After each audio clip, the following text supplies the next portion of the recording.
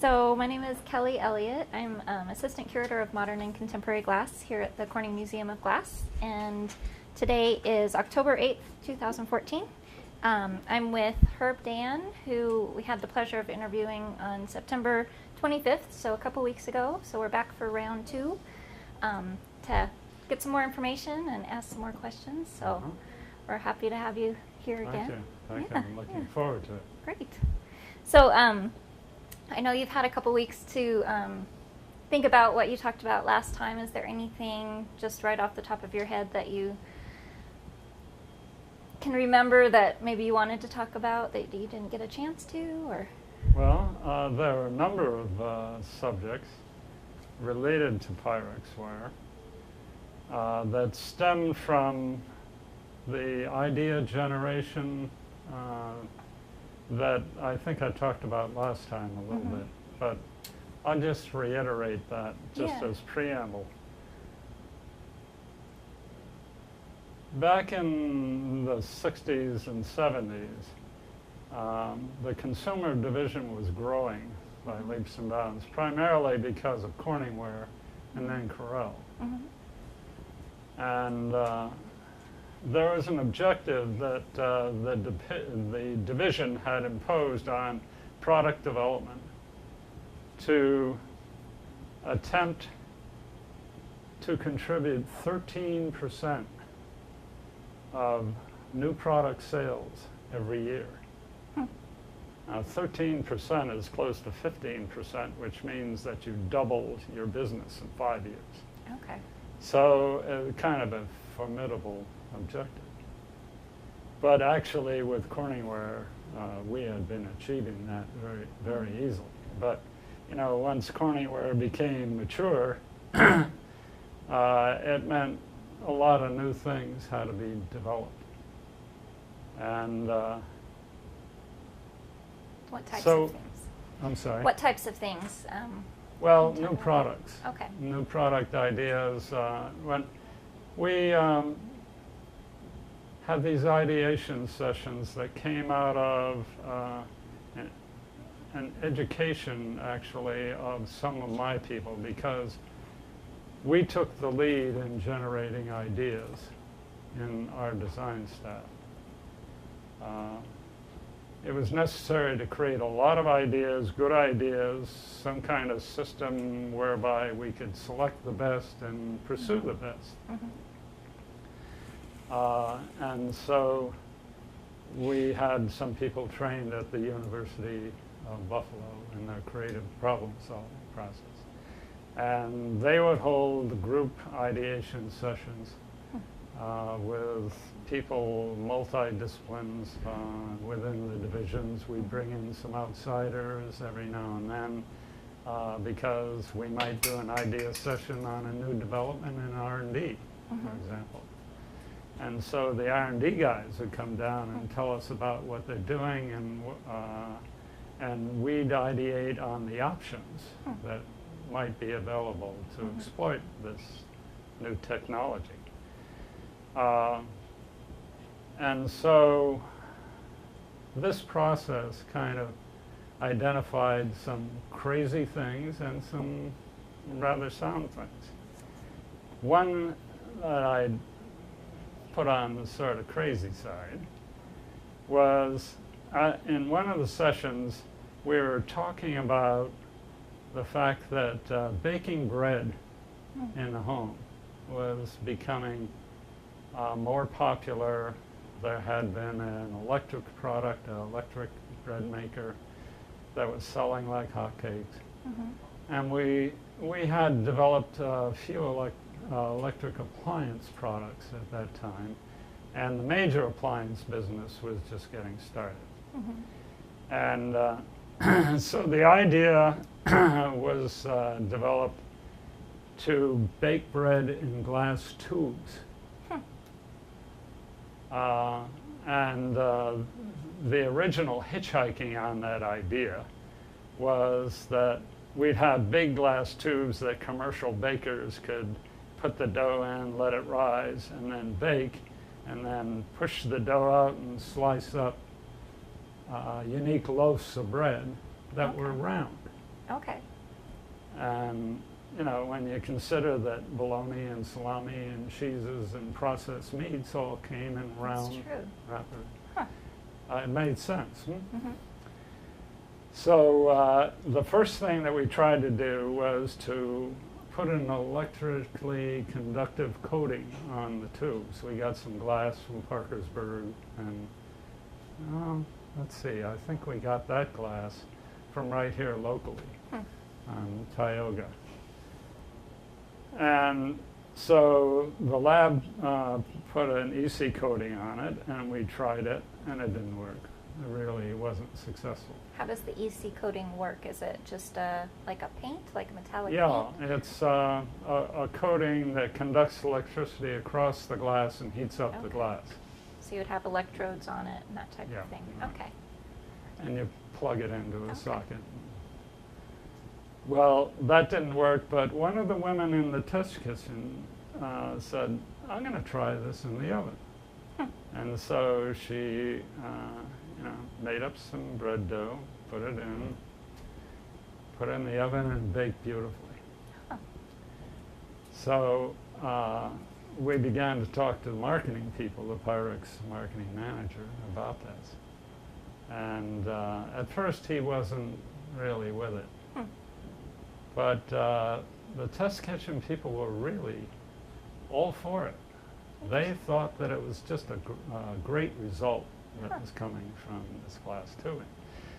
So we ultimately, because it was a tube of glass that might roll off the counter, and we didn't want to change the shape, which we could have done at the ends, to square them off or something to keep it from rolling. We put it into a wire cradle.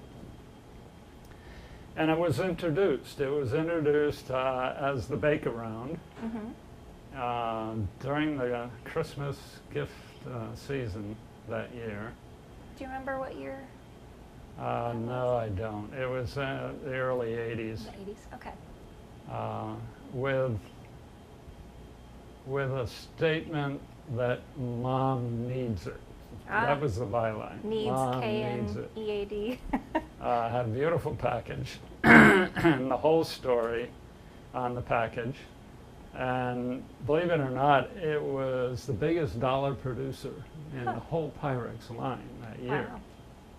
But in the long run, since it was a rather unconventional product from a consumer standpoint, it never really did threaten our Pyrex loaf pans, and it only lasted for 1 or 2 years.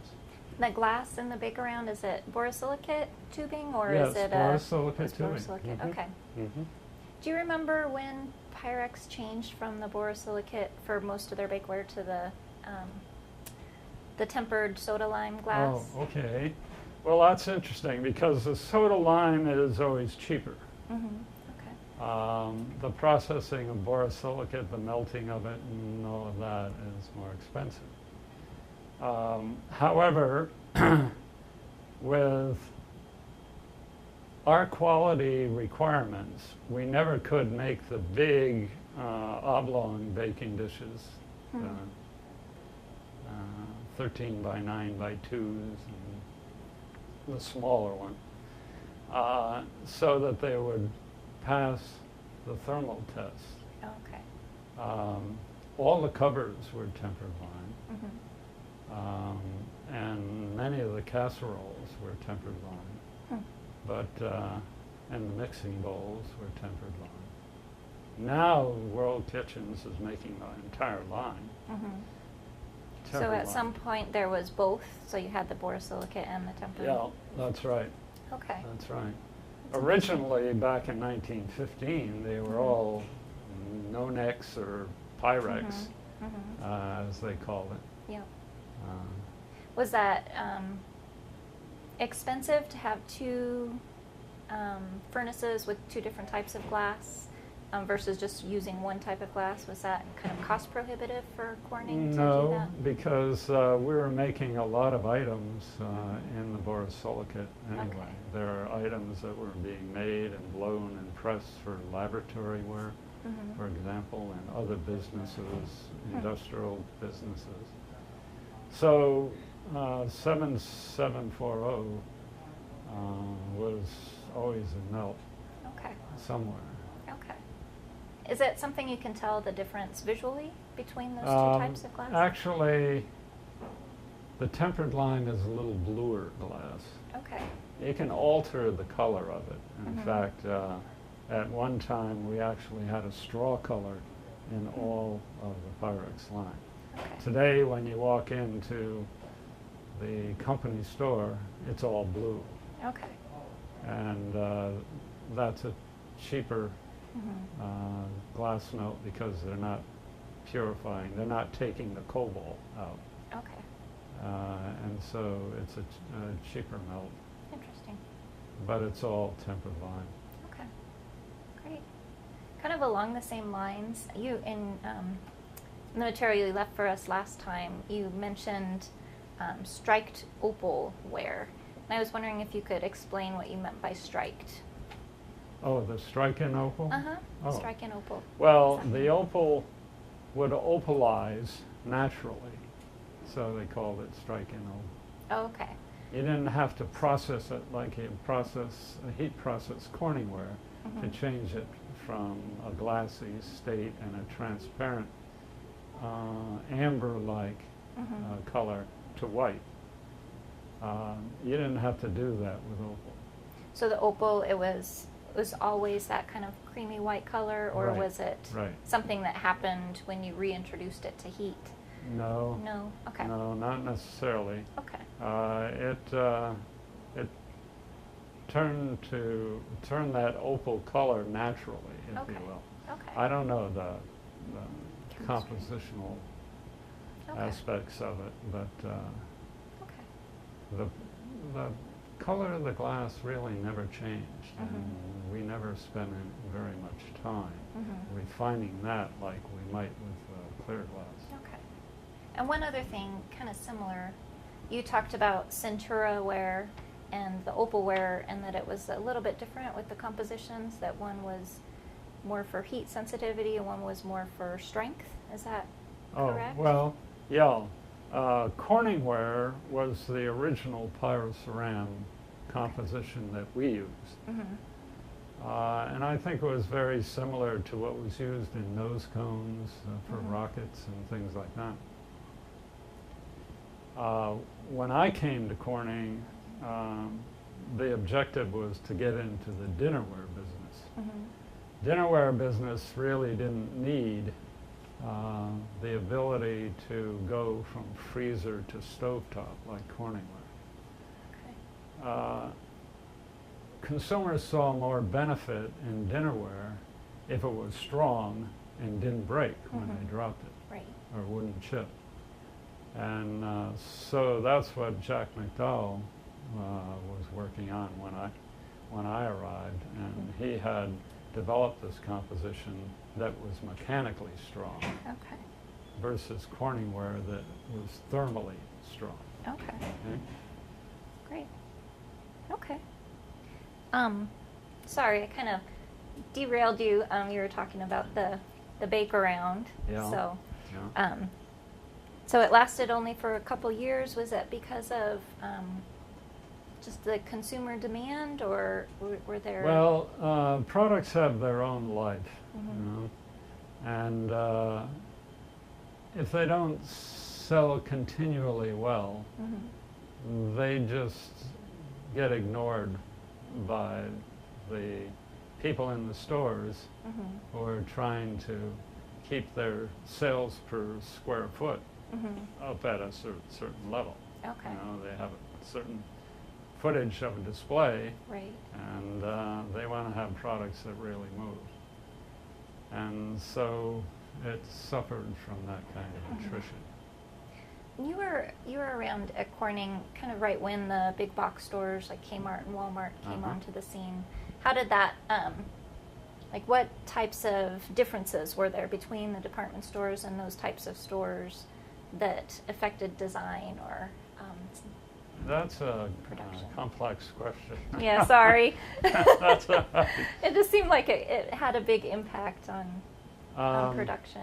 Yeah, it had an impact from the standpoint of how we could price products and how much profit we could make from them.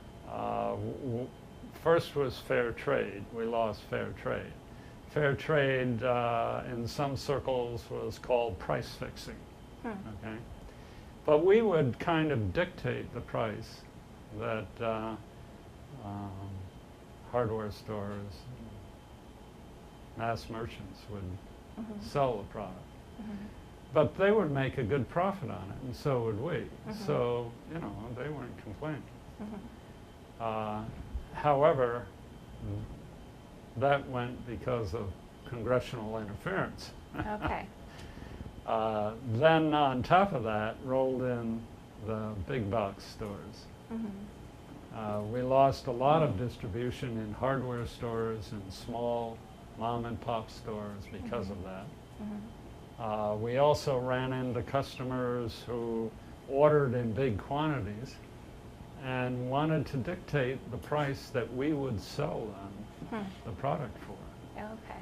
So from a design and product development standpoint, we ran into projects where we were asked to see if in fact we could reduce costs.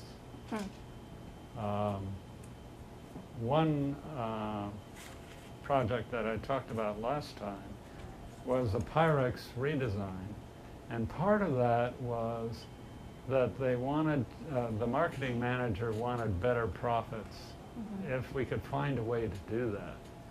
And so the designer and engineer ended up talking with the packaging people because some of the line was automatically packaged and other items, the larger items, wouldn't fit the automatic package machine.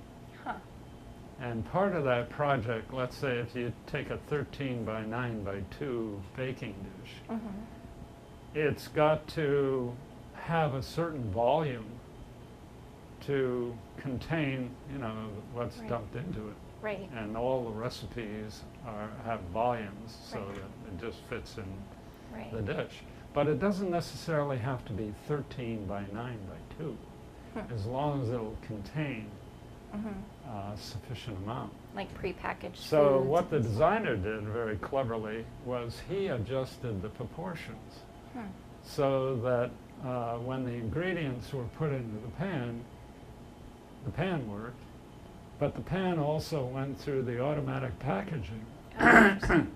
And as a result, the overall cost went down and the profit went up. That's interesting.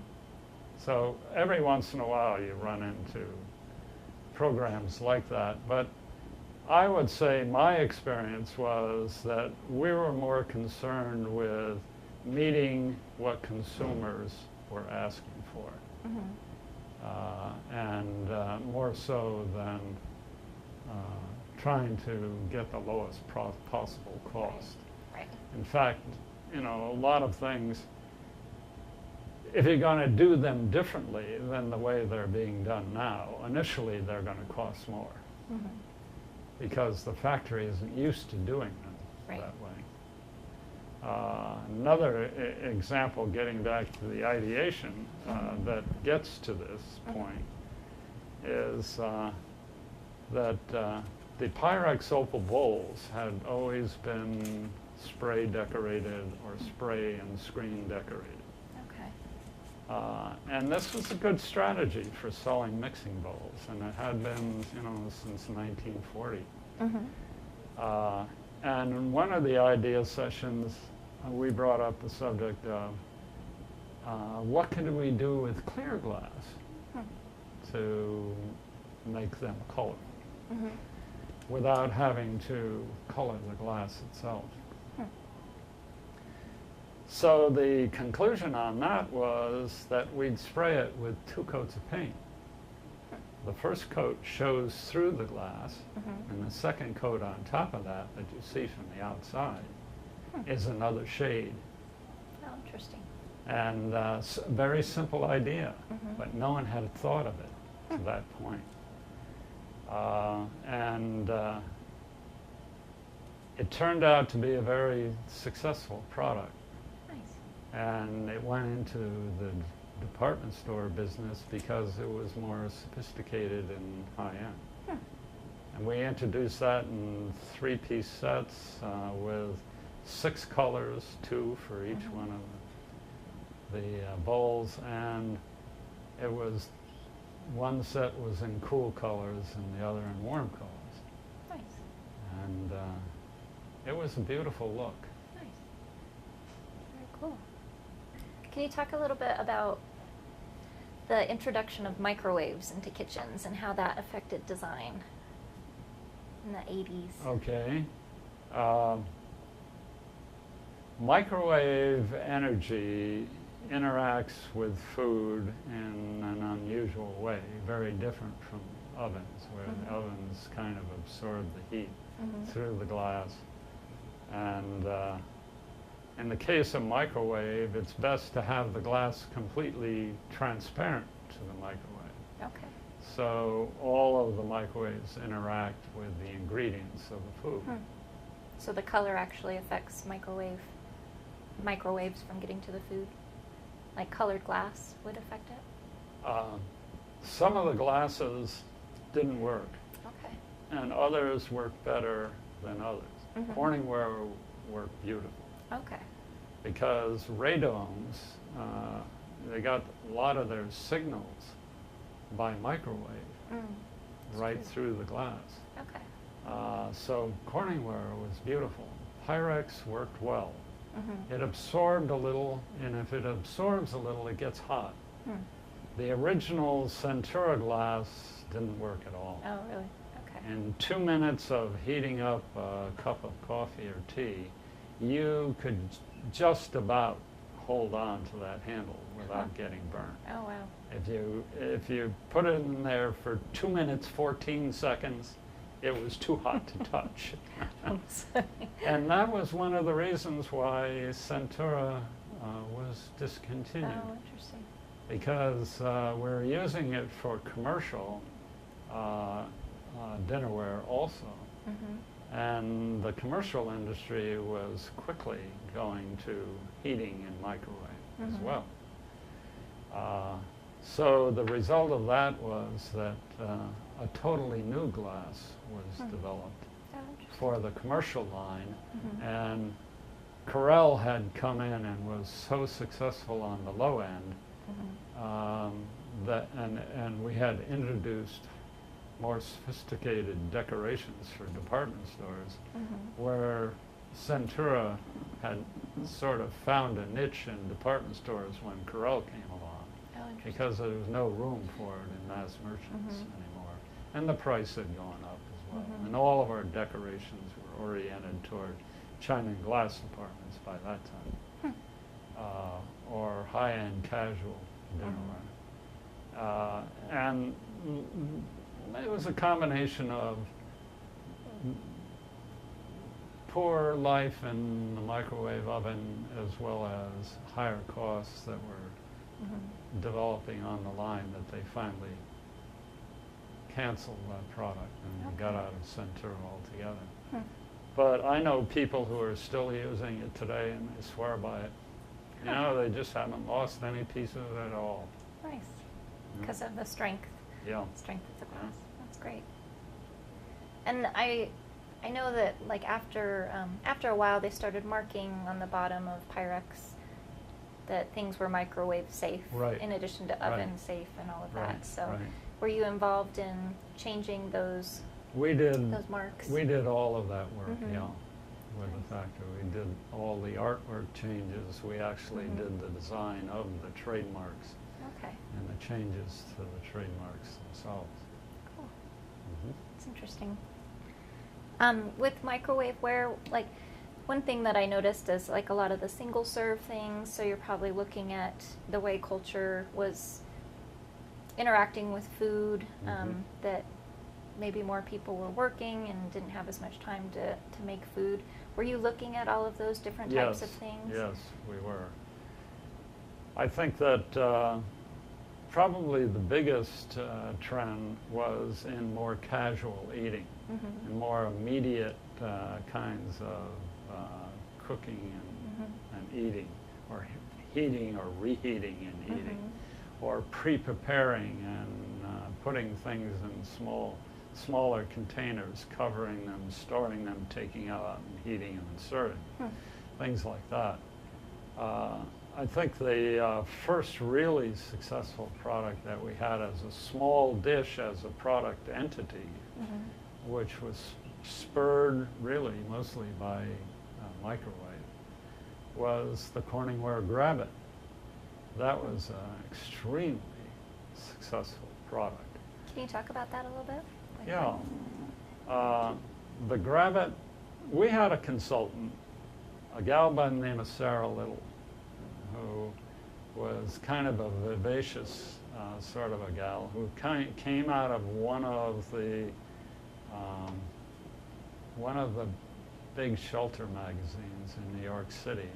And Lee Waterman hired her because he thought she had the savvy in terms of what was going on in changes in the kitchens and foods and things like that, that would help us in developing products. And she used to talk about the versatility of porringers. Now, the original porringers were made of pewter, you know, back in the 15th century or whatever. And they had these beautiful curvilinear handles.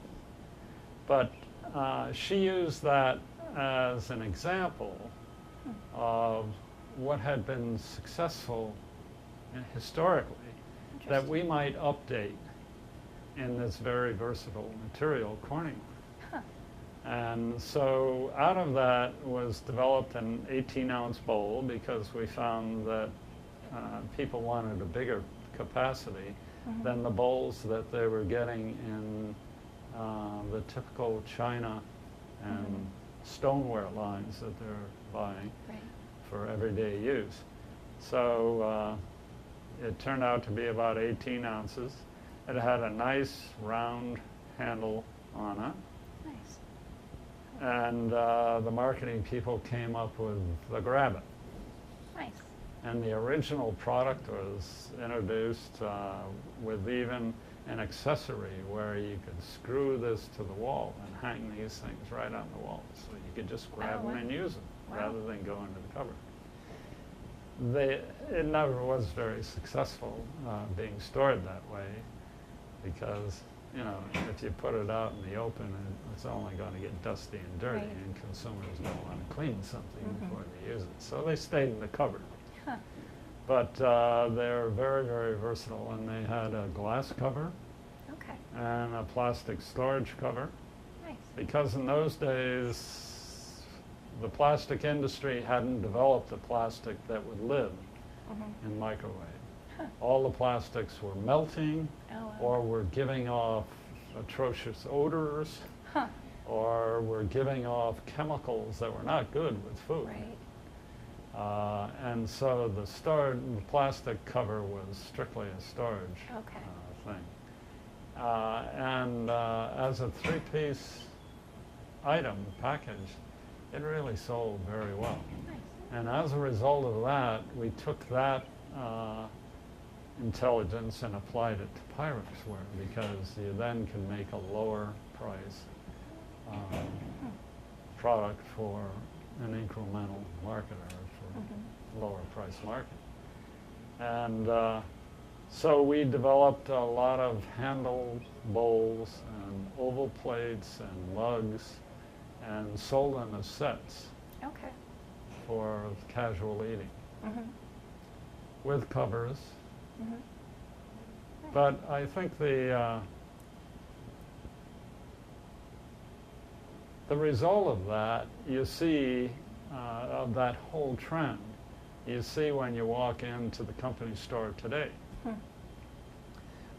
Everything, it seems, all the Pyrex items particularly, bowls, casseroles, you name it, have plastic covers. And they have the addition of that little stop that you can open to let the steam escape when you're cooking in the microwave, because it develops a lot of steam. Because microwave is attacking the moisture in the food. So that creates steam, it creates heat, And the molecules are constantly working, and friction causes it to get hot. Molecules just move back and forth, activated by the microwave. And they result in steam, and so there's this little steam valve that they have designed into the cover. Nice. Glass covers are less important because plastic has taken over the utility. So they've made it better so it doesn't melt in the microwave. Right. Okay. And they can be colorful and transparent or whatever you want. Cool. So they're a big part of the display right now in the company store. Nice. I remember last time you talked a little bit about glass covers for casseroles, and that the Pyrex covers were used on other types of glass, like the Corningware. They used the Pyrex lids. Can you talk a little bit about that? Why there was a decision to use this Pyrex rather than a Corningware lid and that type of thing? Being able to see the food inside is the primary reason. Okay. We introduced some products with opaque covers. The first casserole cooked served pieces for the Sculptural line actually had china covers on them. Oh, interesting. Okay. And we developed in Japan with suppliers over there who are providing the nice white look that would match Centura or Corningware. And are they marked with Centura? The china is marked with the Corning's company or with the brand? Well, if you look at Corningware today, Corningware is made of stoneware. It's not made of pyroceramic anymore. Okay.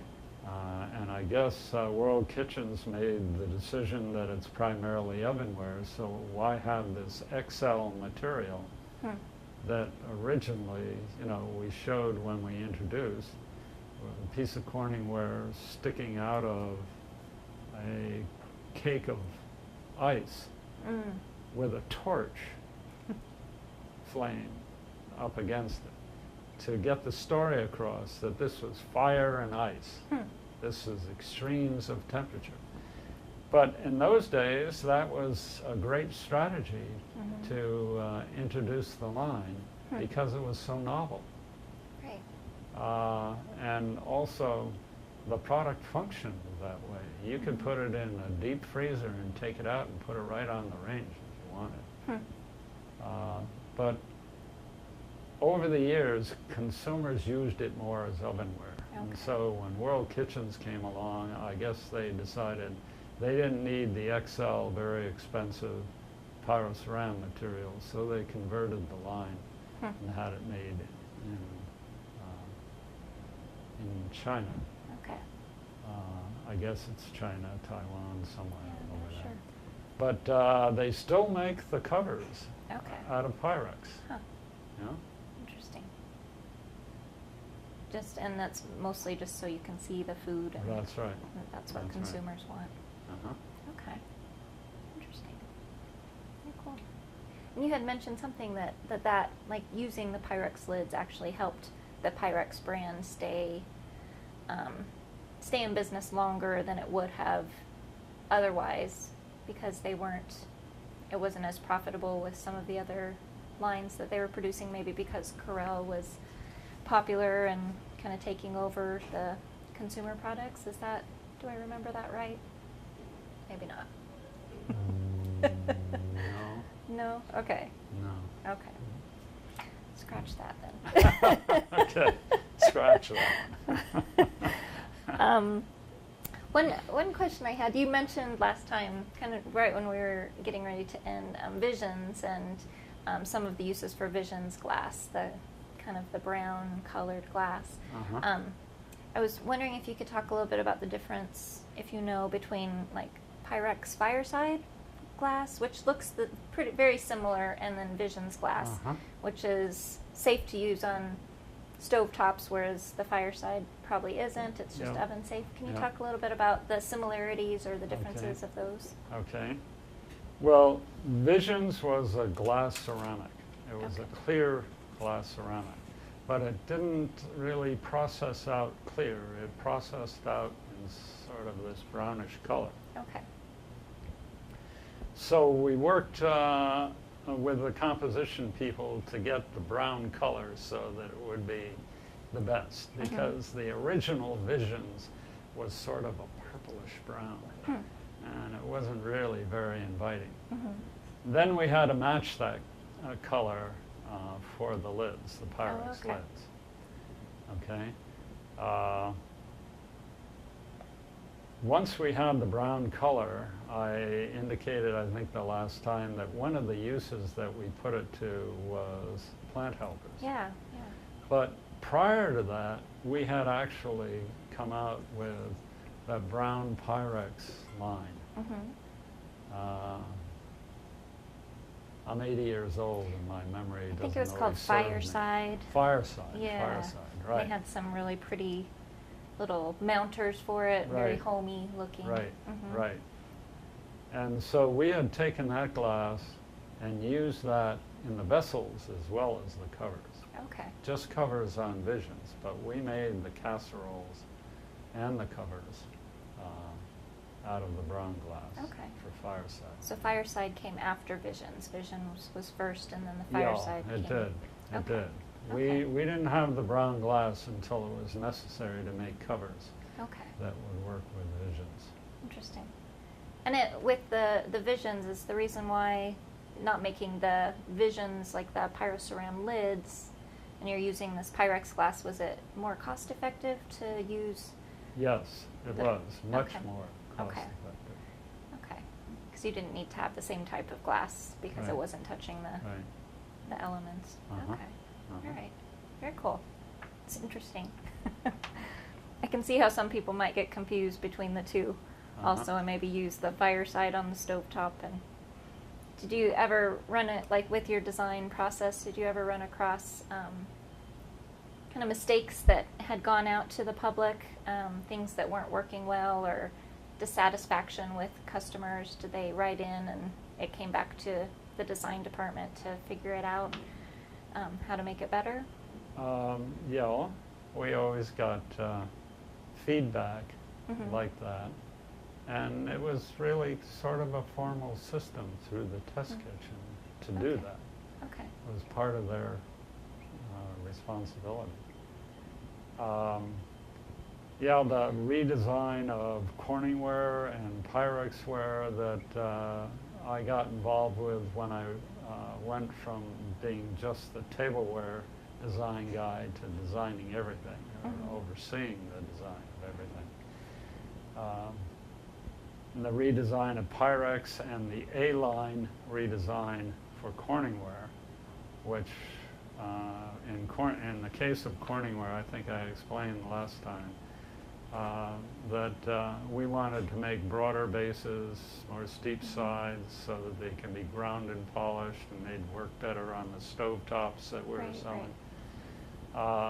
And actually, the straighter sides gave us more of an application area for decoration, because decorative elements were adding to the sales of Corningware.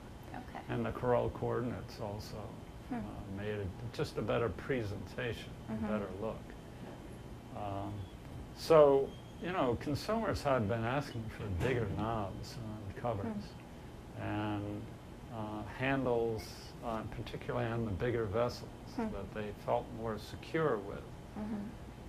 And in the case of the Pyrex redesign, we didn't want to make the handles much bigger because that would add to the cost. So the designer cleverly designed, and the factory ultimately was able to make this, a drop in the outside edge of it. So when you grabbed it, your fingers had some resistance. It wasn't actually very much bigger Okay. as a handle area, but it felt better in your finger. That's cool. Yeah. Nice. So yeah, we're trying to satisfy consumers' desires and needs as much as possible in new products as well as redesigns. Okay. Nice. Very cool. I'm trying to think if I had any other specific things. And if you have anything that you think of, just feel free to. Well, one of the things that I thought about, and I don't know whether I covered it in the last interview or not, was more of a concentration on international Okay. and what was going on internationally after World War II, with Amory Houghton Sr. being ambassador to France and the contacts that he made with the French glass companies. And the result of that, when Jamie took over in the 60s, he took over the whole international initiative. And from a consumer product standpoint, all of a sudden we had a factory in Leaside, Canada, that was making Pyrex. Sunderland in England was making Pyrex. Sovarel was making Pyrex in France. Châteauroux was making Corning. They had a laboratory in Opal in France. And the Asahi company had spun off Iwaki, and Iwaki was making Pyrex products. So I found myself and the designers also going to trade shows in Europe. You know, we go to Milan, Frankfurt, wherever, were the big trade shows over there. And I found that at least once or twice a year, I would not only go to the trade show, but they would organize meetings, like in Europe, before the Frankfurt Fair. I would go to Sunderland, and the French people would be at Sunderland. We had some big meetings in order to talk about trends and new products that were developing here and they were developing there. And it was good because with the whole emphasis on trying to develop differentiated products for the department store business, we could import some of those things that were designed totally differently than ours. So it's still Pyrex ware. Right. It still has the same utility, but because it's different than what we're selling to the Kmarts and Walmarts of this world, they could set their prices Okay. wherever would best suit their marketing objectives. And so that worked out very well. Nice. So we began to, export and import. So with all of these different countries, they had their own design department, even though it was Corning. Yes, they had different they did. designers. Okay. Well, most of the design was in Sunderland in Okay. Europe. In Iwaki, they had a design manager and a couple of people, but most of their design work was freelance. They paid freelancers. Okay. But they were developing items, and we developed Corel items because Corel was a big product in Japan. But they needed more rice bowls, Okay. particular shapes. We never could make them exactly the way, Way the they were. traditional shape of a rice bowl. But we could get it looking close to it, and they used it. Nice. And we even sold them over here. Nice. Very cool. So that was an interesting dimension to my total activity that I really enjoyed. One thing that I know that we've researched, and it looks like it came from Canada, was a blue type of, like it was opalware, but it was tinted blue, like a light blue color. I think it was called Delphite, but it was still like opalware, like bowls, but it looked like it was all produced in Canada. So, did they have that type of thing, their own designs coming from these other places? Oh yeah, yeah. They were totally independent to design and develop new products for their particular markets. Cool. like microwave was much slower coming Mhm. into Europe than it was here. Hmm. Interesting. But once it caught on, it moved very fast. Hmm. Interesting. Are there any types of products that you remember that were more popular in Europe than maybe they were here, or vice versa? No, sizes were probably different. The big baking dishes weren't as important as the Hmm. casseroles. Hmm. Um, quiche dishes were developed over there where we didn't make them over here. Mhm. Interesting. Flambe dishes Mhm. were made over there, but not over here. Hmm. And so those items could be exported and sold as part of our department store line. Hmm. Nice. And they were. Nice.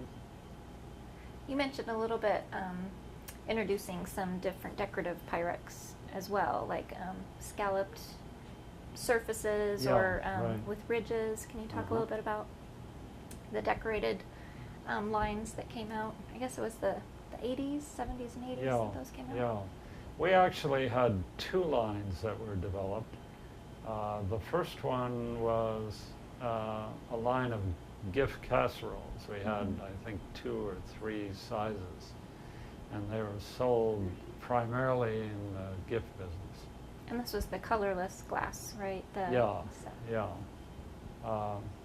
And they had undulating sculpture in the side of generous round shapes, and also in the cover there was Okay. sculpture in the Mhm. molds.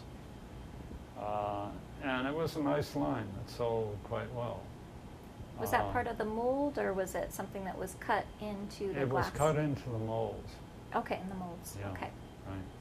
Which, once you do that, you've committed that cover mold for that design, for Right. that product only. Mm-hmm. And so what we did was we designed totally different shapes from Hmm. anything that we had in the market. So the covers weren't interchangeable Oh, okay. with anything else anyway. Hmm. And the other one was the vertical sculpture Mm-hmm. that came up the sides. And we had that on casseroles and baking dishes, but it was most successful on mixing bowls Mm-hmm. because consumers had a certain rejection to sculpture that would make it more difficult to clean, Oh, yeah. particularly if there was something baked on. Right. So you still see the striated sculpture in the World Kitchens line. Mm-hmm. It's still very popular. And Interesting. out of that came the French white line Mm-hmm. for Okay. Corningware. Okay. And you mentioned that was partly to appeal to a younger consumer. Yeah, right, Okay. right. They didn't want to buy things that were like what their mother and grandmother That's right. used. Well, by that time, the product had been on the market for 20 years, Mm-hmm. and young consumers were saying, we want something that expresses our lifestyle. Right. We don't want something that our parents have been using, Mhm. we've seen on our tables when we were kids. Mm-hmm. And so that's what led us into sculpting Okay. Corningware. Nice. And it's still the primary line in the Corningware assortment today. You don't see any of the old square round shapes anymore. Yeah. Huh. You see them in Europe, Uh-huh. but you don't see them here. Interesting. So, just one more quick question. It might not be quick, but so you were with Corning from like the 1960s, 70s, and 80s. Do you remember kind of key cultural events that really guided design? You talked a little bit about bread making and people using planters in their homes as Mhm. being some of those types of things. Are there Mhm. any other major I world would events say that affected design? the most major thing was microwave. Really? Yeah, microwave was the big one. Okay. Initially, we didn't respond to the whole microwave thing because all of our products were so good as they were Right. that it wasn't a marketing objective to really design something for microwave. Mhm. But we ended up with Corningware with a line that even had coatings on it to brown meat. Hmm. And they work very well. Mhm. You'd put this item in the microwave and preheat it. It was like a shallow dish with feet, and on the bottom side, it had a coating that interacted with the microwave and heated up, Mhm. and then resultantly heated the surface. Huh. So you could put a hamburger on it, Wow. and you could get it brown. It was called a browning dish. Okay. You could get it brown as well as cook it. Now, meat doesn't cook that well in the microwave oven. It Right. tends to get a little tough. Mhm. But this was a way of shorter cooking time in the microwave Mhm. by the conduction of the heat that browned the surface and Mhm. also tended to cook.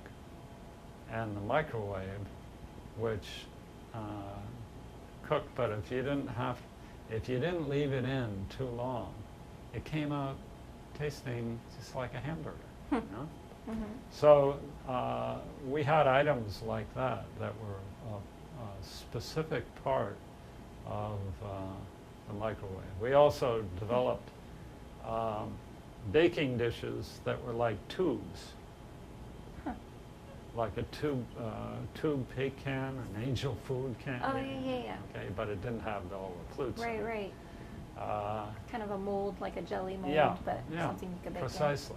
in. Okay. And the reason for that was that when you present a large volume of food to the microwaves, they will heat the outside,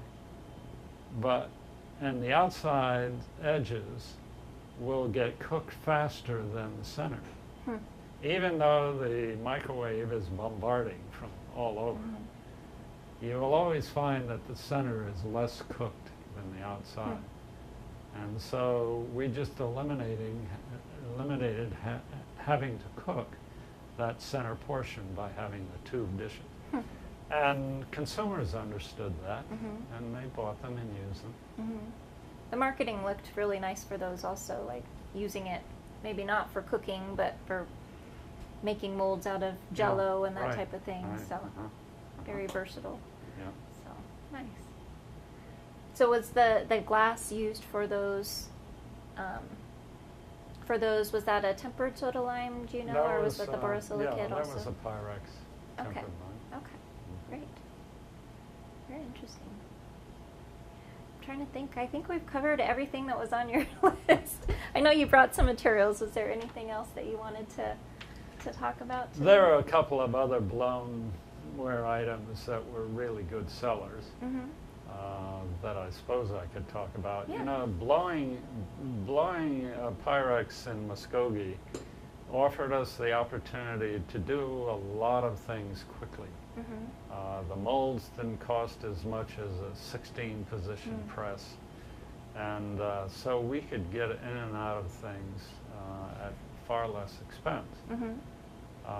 We had items that were developed that were really serious items that were a mainstay in the Pyrex line, like juicers. I recall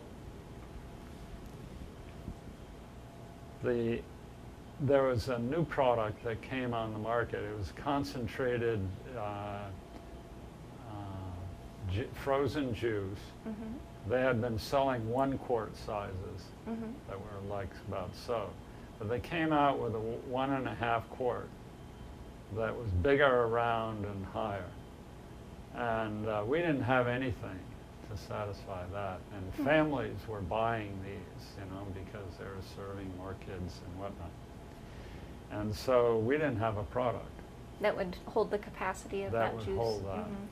So we set about one that, and the requirements on it were that the neck had to be big enough so that you could dump that, you rinse it in the water, underwater, and then turn it up and it would flop down into the container. So that made the neck fairly large. Now you had 1.5 quart beverage, and that's pretty heavy. And the bulk to contain 1.5 quart is pretty large. So we became concerned with handleability by the average homemaker and the size of their hands. And the solution on that was that we couldn't make it, of course, any smaller in diameter. So we designed ridges in it.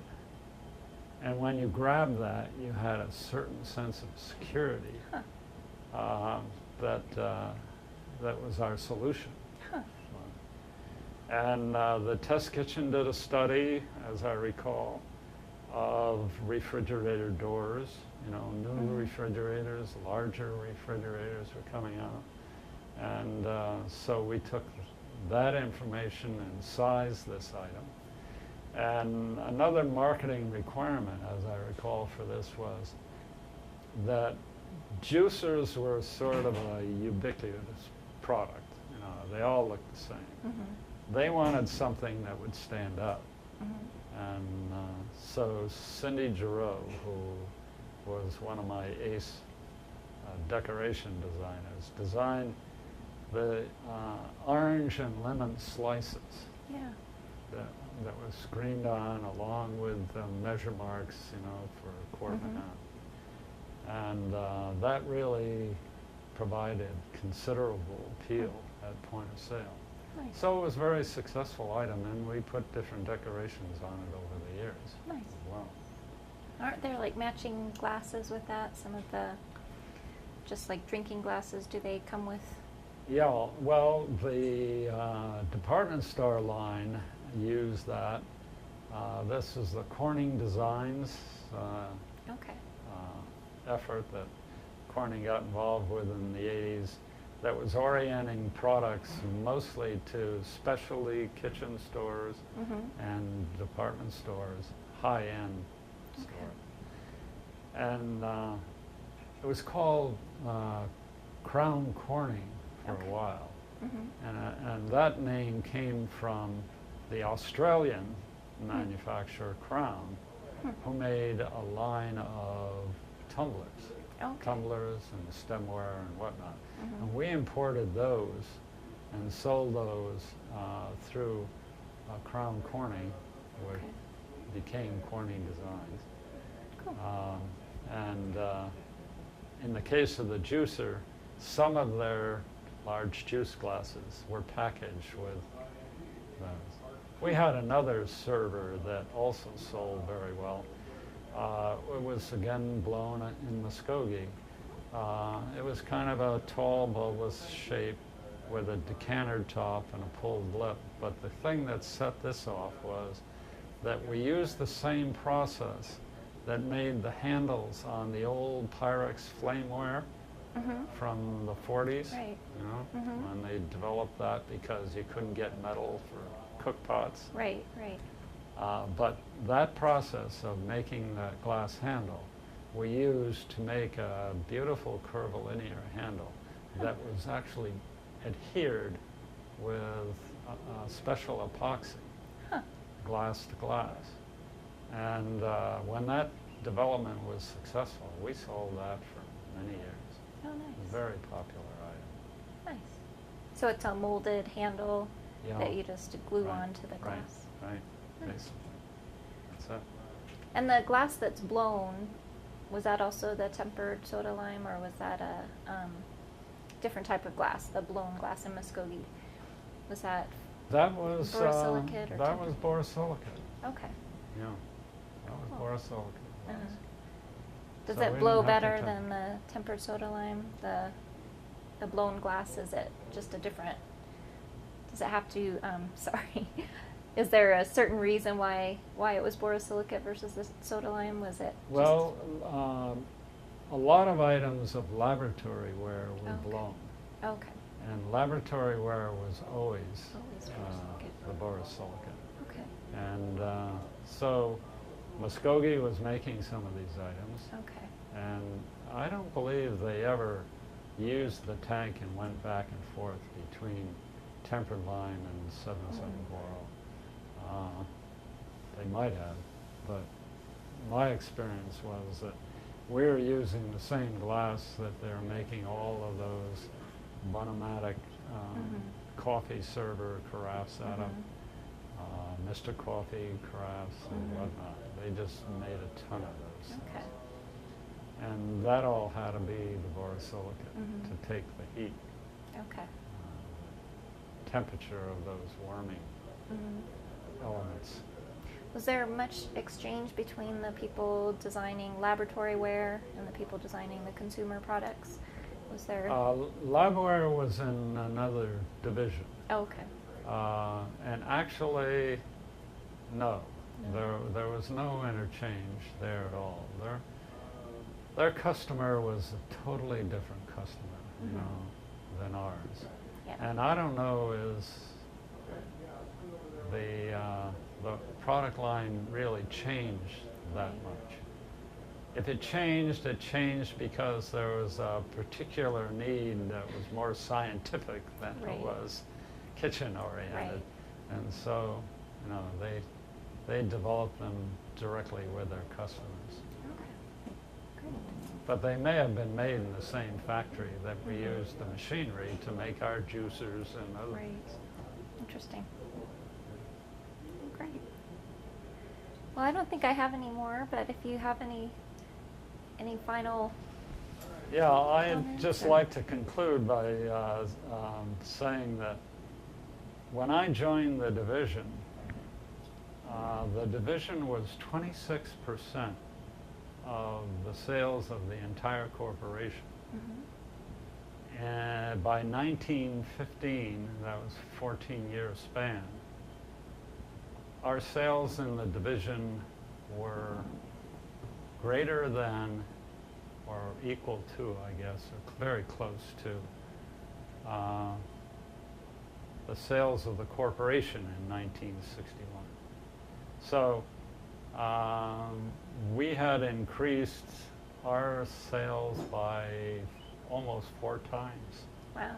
in 15 years. Wow. And Corningware and Corel had a lot to do with that because they were the big profit producers. But I like to think that a lot of that, what I was involved with, had something to do with that. So it was a very exciting time, Sounds like and was exciting right on through the 80s into the 90s when I retired. it. Nice. I always felt like I was on the leading edge of what was going on, and that was always exciting. It is. It's very great. Well, I'm sure you had a big impact, so it sounds like it. You're there during a lot of exciting changes and Yeah. introductions. Yeah. So thank you so much for meeting with us a second time Thank and you. sharing Thank more you. of your information. So It's been a pleasure. thank you. Yeah.